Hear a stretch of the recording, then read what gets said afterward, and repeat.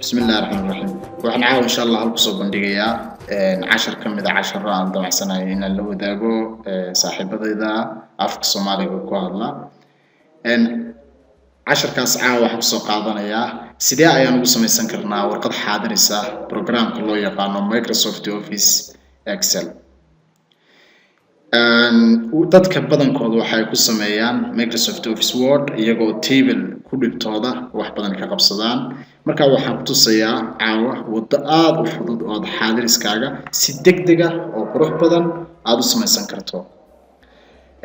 column-ka marka hore Excel ku column iyo ka sameysaya rooyo column-du aad bay u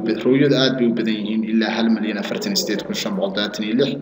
xagga kana waxa weeyaan columns iyaguna waa 16,384 column ayaa ku jira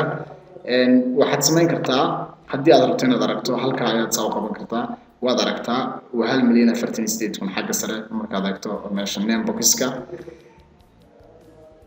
intaas oo row iyo intaas oo column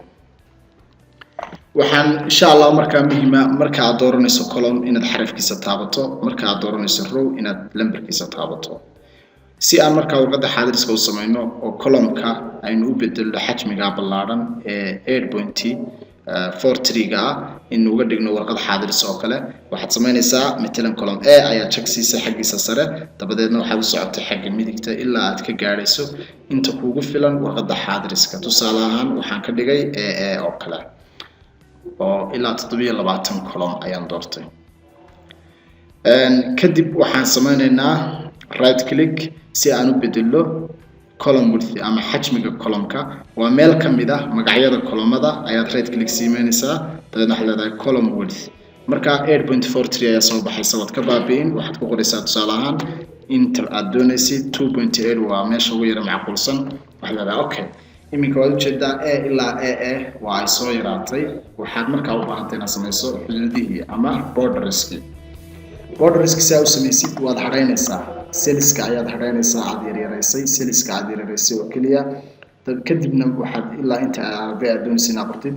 ilmaha iminka waxaan iri 30 arday ayaan doonayaa inaan xaadiriska ku sameeyo ciwaanka marka laga jarano 30 arday ay noqonayaan waxa leeyahay marka meeshan ayaan furayaa borderska oo kamid ah home ribbon-keeda waxaan leeyahay all borders marka wax samaysmaya shaxdii dabadeedna waxaan ballaarinayaa meesha magaca ayaynu u baahanahay inaynu yara ballaarino intaa kadib waxaa loo baahanayaa warqadii tusaale ahaan iskuulkii magaciisii oo kale indhakada la geliyo xagga sare marka waxaad rabto inaad column row harayso ama row soo geliso waa inaad row-ga u sarreeyo bilmeter baad haraysay dabeedna waxaad leedahay insert row oo home ka mid ah insert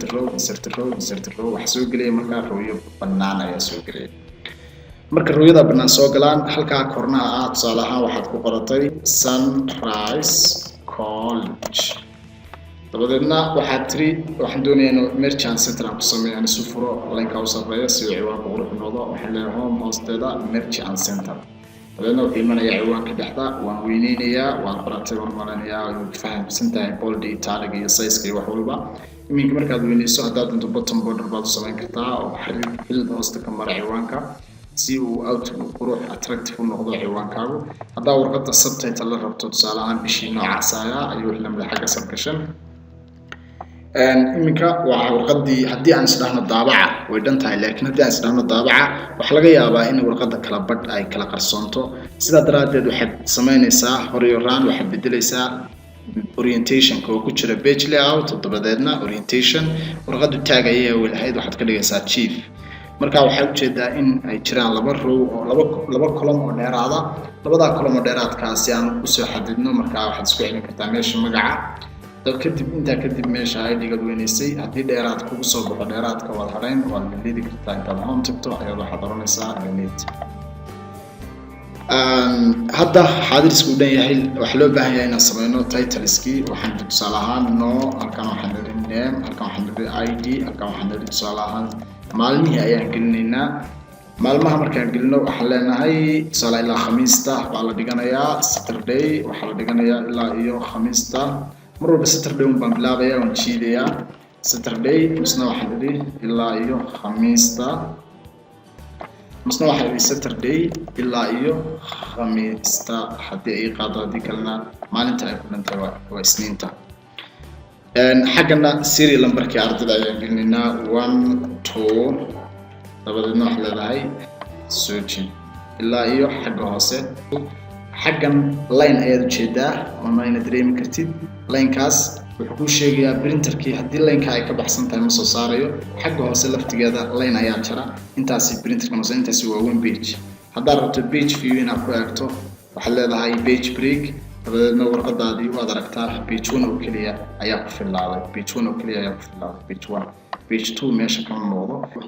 marka aad viewga samaysid waxaad u baahan tahay inaad diyaarisid daabicidii warqadda marka uma baahna inaad page kale diyaarisid tan oo kaliya ayaa kugu filan dhammaan klaasyada iskuulkaaga waxaad samaynaysaa office button dabadeedna printy dabadeedna waxaad leedahay